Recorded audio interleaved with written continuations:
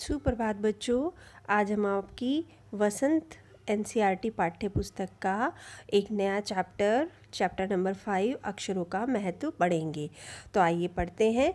अक्षरों की कहानी। यह पुस्तक अक्षरों से बनी है। सारी पुस्तकें अक्षरों से बनी हैं। तरह तरह की पुस्तकें, तरह तरह के अक्षर। दुनिया में अब तक करोड़ों पुस्तकें छप चुकी हैं। हजारों पुस्तकें रोज छपती हैं तरह तरह के अक्षरों में। हजारों की तादाद में रोज ही समाचार पत्र छपते रहते हैं। इन सब के मूल में है अक्षर। हम कल्पना भी नहीं कर सकते कि यदि आदमी अक्षरों को न जानता तो इस दुनिया का क्या हाल होता। कोई कह सकता है कि हम अक्षरों को अनादिकाल से जानते हैं। और एक बहुत ही महत्वपूर्ण बात, अक्षरों का ज्ञान हमें किसी ईश्वर से मिला है। तो इस पूरे पैराग्राफ में क्या बताया गया है, इसमें हमें अक्षरों की जो महत्व है, जो उनकी उपयोगिता है, वह बताई गई है कि यह जो पुस्तक हम अभी पढ़ रहे हैं यह भी अक्षरों से बनी है। और दुनिया में करोड़ों पुस्तकें प्रतिदिन छपती हैं। और आप समाचार पत्र भी पढ़ते हैं रेगुलर, तो वो भी किससे बनते हैं, कैसे छपते हैं, अक्षरों से। तो हम कल्पना भी नहीं कर सकते कि दुनिया का क्या हाल होता यदि अक्षर न होते। और जो अनादिकाल यानी जो पुराने समय में लोग क्या मानते थे, पुराने समय में लोग मानते थे कि जो अक्षर हैं वो ईश्वर ने खोजे हैं, ईश्वर की देन है। तो आइए चलते हैं नेक्स्ट पेज पर। पुराने ज़माने के लोग सोचते थे कि अक्षरों की खोज ईश्वर ने की है, पर आज हम जानते हैं कि अक्षरों की खोज ईश्वर ने नहीं बल्कि स्वयं आदमी ने की है। अब तो हम यह भी जानते हैं कि किन अक्षरों की खोज किस देश में की गई है ना। तो पुराने समय में लोगों में यह अंधविश्वास था कि ईश्वर ने की है खोज अक्षरों की, परंतु हम जानते हैं कि यह है मानव निर्मित है, मानव ने इनकी खोज की है। हमारी धरती लगभग 5 अरब पुरानी है। देखिए बहुत इंपॉर्टेंट है।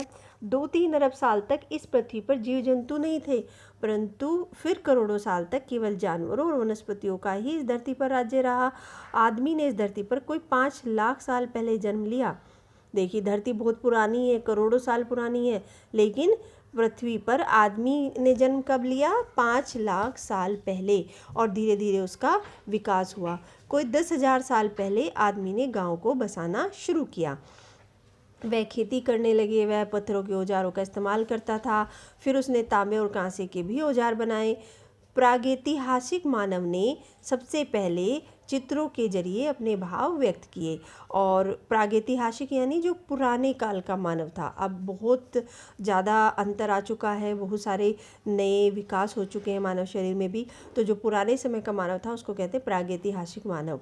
पहले चित्रों के जरिए अपने भाव को व्यक्त करता था। जब अक्षरों का ज्ञान नहीं था, कोई भी भाषा मनुष्य नहीं जानता था, तो वह चित्र बनाकर अपनी भावनाओं को प्रकट करते थे, जैसे पशु पक्षियों आदमियों आदि के चित्र।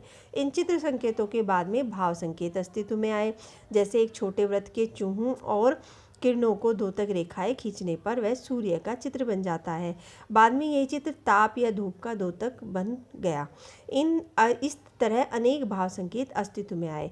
और उसके बाद क्या हुआ, चित्र की जगह कुछ पर्टिकुलर सिंबल्स, कुछ पर्टिकुलर चित्र ने जगह ले ली, जिनको देखते हम पहचान जाते थे कि ये किस बारे में बात करें। जैसे अगर हम एक सूरज बनाएं, एक गोला बनाएं, गोले के चारों तरफ इस तरह से रेखाएं खींचे, तो उसका मतलब था सूरज। और इसका मतलब ताप भी था और धूप भी था। यदि हमें किसी को धूप दिखानी है तो हम ये सिंबल बना सकते थे, वो समझ सकता था कि ये मैंने धूप के लिए बनाया है, जब तक कि अक्षरों का ज्ञान नहीं था मानव को। तब जाकर काफ़ी बाद में आदमी ने अक्षरों की खोज की।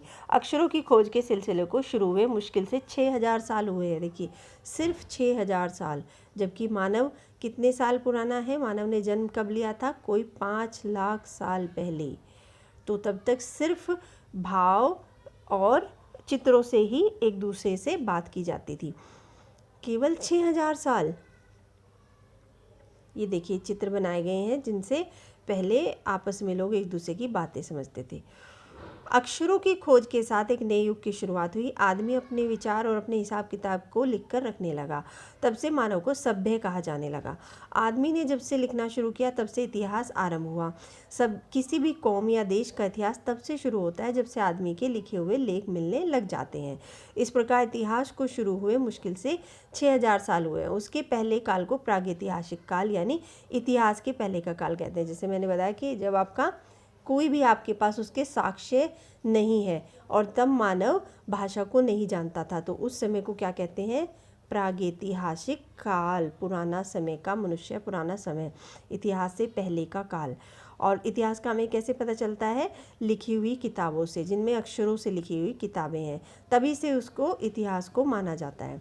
अतः हम देखते हैं कि यदि आदमी अक्षरों की खोज नहीं करता तो आज हम इतिहास को न जान पाते। तो देखिए कितना महत्व है अक्षरों का। हम यह न जान पाते कि पिछले कुछ हजार सालों में आदमी किस तरह सोचता था, किस तरह रहता था, कौन कौन राजा इत्यादि हुए। अक्षरों की खोज मनुष्य की सबसे बड़ी खोज है। अक्षरों की खोज करने के बाद ही मनुष्य अपने विचारों को लिखकर रखने लगा। इस प्रकार एक पीढ़ी के ज्ञान का इस्तेमाल दूसरी पीढ़ी करने लगी। अक्षरों की खोज के बाद पिछले 6000 सालों में मानव जाति का तेजी से विकास हुआ और अक्षरों के कारण ही मानव जाति का विकास इस स्तर तक हुआ है, इतनी तेजी से हो पाया है, क्योंकि उसी के ज्ञान से हम पीछे की जो इतिहास है उसको जान पाए और उससे प्रेरणा ले पाए, और जो भी हमने उस समय में किया था उससे हमें लाभ मिला। यह महत्व है अक्षरों का और उनसे बनी लिपियों का। अतः हम सबको अक्षरों की कहानी मालूम होनी चाहिए। आज जिन अक्षरों को हम पढ़ते लिखते हैं वे कब बनाए, कहाँ बने और किसने बनाए, यह जानना जरूरी भी है। तो गुणाकर मूले जी ने यह लेख लिखा है अक्षरों की महत्वता के बारे में, और उन्होंने कहा है कि अक्षरों का बहुत महत्व है और इसलिए हमें जो भी भाषा हम पढ़ते हैं, बोलते हैं, उसके बारे में लिखते हैं, उसके बारे में हमें पता होना चाहिए कि यह भाषा कहाँ की है, कहाँ इसका जन्म हुआ, किसने इसको बनाया, यह सब हमें पता होना चाहिए। कल हम इसके शब्दार्थ व प्रश्न उत्तर करेंगे। आज आप इस चैप्टर को पढ़ें। धन्यवाद।